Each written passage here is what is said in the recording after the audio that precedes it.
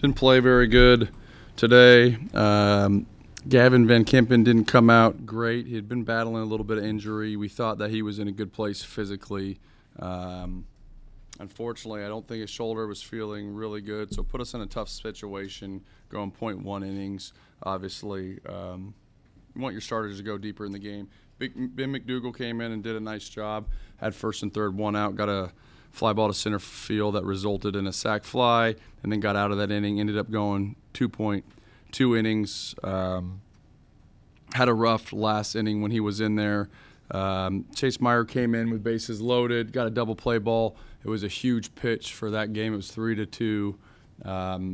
So we were still in the ball game, but ended up giving up big home run to their big home run hitter, Ballinger.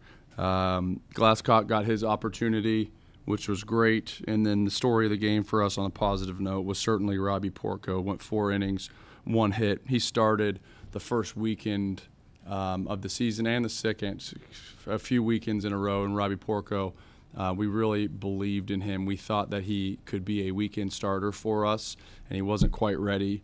And he went back to work, and he's been throwing simulated scrimmages essentially the entire year when he hasn't been pitching. So for him to get his opportunity and do what he did tonight was massive for that kid. 66 pitches against a really good offense, 4 innings, 1 hit, and 5 strikeouts. So for us, this so far in the 2 losses that we faced, we do feel like we've potentially picked up a couple arms, which is a great feeling, in Cole Fairman and Robbie Porco. How big was Ellis Garcia's pinch hit home run? He's a guy who hasn't hit much this season. How big is that to come in the bottom of the 9th inning when you needed that, essentially? That was great. The bench did an incredible job. We brought in bench players in every situation tonight because we thought they gave us the best opportunity to win the game. There are no freebie at-bats. There are no feel-good at-bats. There's never going to be an at-bat that's given to somebody that's not deserving. And so we thought that every player that came in was a better option than the players that we started because of how the at-bats went. And they really answered the call. I was proud of what Ben Lumsden did. I was perfectly fine with what Guzman did. Barnett hit a ball hard. Ellis Garcia got in there and battled against a really good closer, throwing 94-96, and hit a pull-side 2-run homer. So, what an awesome thing for that guy, an awesome thing for our team. Our bench and our bullpen, some of the players that haven't got in, they have remained hungry and diligent in their work the entire season. And so when you see guys like a Porco, an Ellis Garcia, a Lumsden get better and then show up in a Big 12 game and perform, you can't do that by accident. That takes dedication and work. It's very easy to quit working when you're not in there every day and basically lay down. And those kids have not laid down. They've done the opposite. They've gotten better. And so I was very proud of some of their efforts. You're happy with your team's effort? No, I wasn't. I thought we played very poorly and didn't execute. I thought it was one of our worst games of the season when it comes to execution. And so this game is one big game of execution, keeping playing catch, throwing strikes, having approach, sticking to it, winning pitches.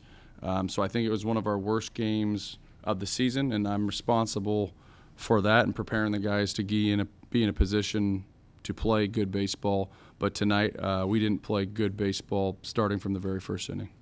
Does that surprise you at all that was the effort, especially coming off last night's game?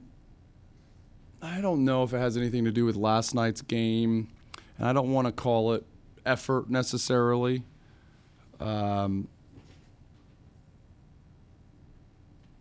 I think I would prefer to call it focus or intent, probably, just because effort is not something that I'm going to question from my team that just won a Big 12 title and has 40 wins. That's not fair.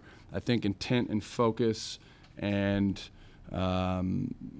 long seasons, you do have to check yourself with your focus and what are you prioritizing and what really matters and what are the things that you're deciding to let in and what is part of your daily routine and what are your thoughts and where are you at mentally? Those things need to be checked without a doubt, but effort doesn't need to be checked.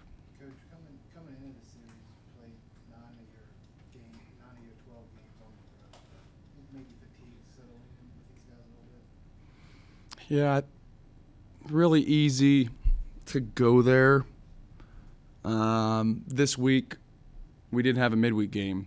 So you play a ton of road games, and our schedule is a complete ass-kicking, and we travel more than any team in the country, and we fly commercial, and yada, yada, yada. Nobody wants to hear about your circumstances. And so this week we had no midweek, and so you can either say that we're fatigued or we had more time off our feet than we ever have. And so I think it's how you frame it, and it's our job and our responsibility to put players in a good situation to perform well at a high level, and it's the kids' jobs to make sure that they're taking care of themselves. And so fatigue, yes, but another team has had to play 50 games and travel across the country and fly into Pittsburgh and get here and sleep in hotel beds as well. So I don't think fair to probably go there, and if I did, probably not doing our team justice. Grant is most likely one of your better bunters. Is that playing into the decision to bunt him and then also have him bunt with 2 strikes? Yeah. One of the best starters in the league, his last outing, he went 8 innings with 10 punch-outs, and he just repeated that performance essentially, 8 innings and 10 punch-outs. So if you sit there and you don't do anything, he has a chance of making easy work of you and keeping his pitch count down. So in the very first inning, Gavin Kelly had a swinging bunt. We executed a hit and run. Kyle West, hit and run. The guy's about a 1-2 to the plate, so it's almost impossible to steal off of him straight. So we run a hit and run, and we get something going, first and second, and we end up scoring a run to make it 1-1. Later on, when we had first and second, he has one of the best changeups. So this guy actually performs better versus left-handed hitters than right-handed hitters, which is a reverse split. Normally, righties do better against righties.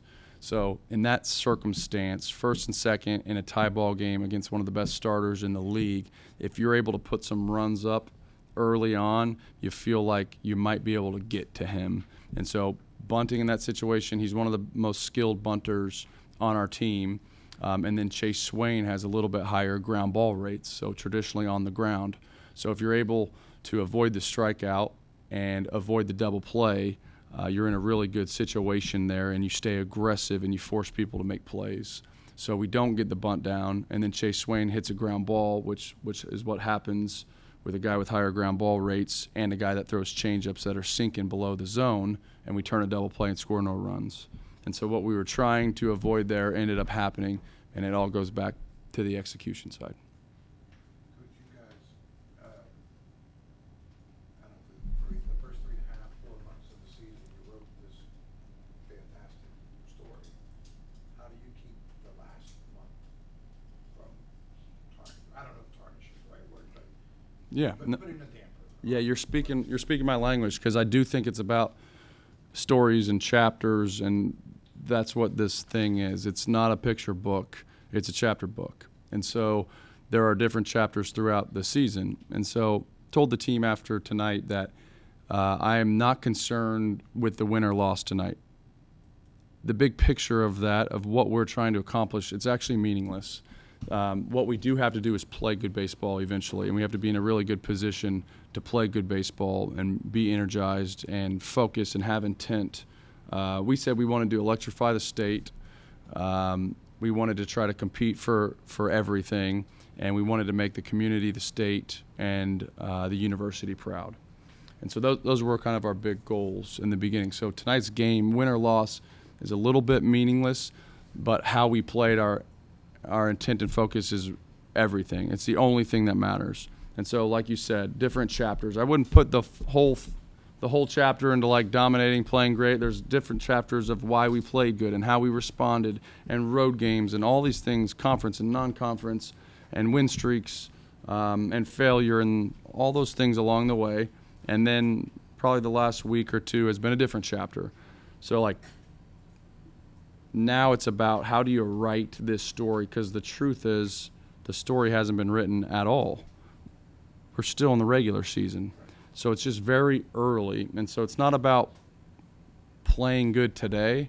It's about playing really good late. And so it happens all the time. You see teams that have success late, and they got hot and they found something.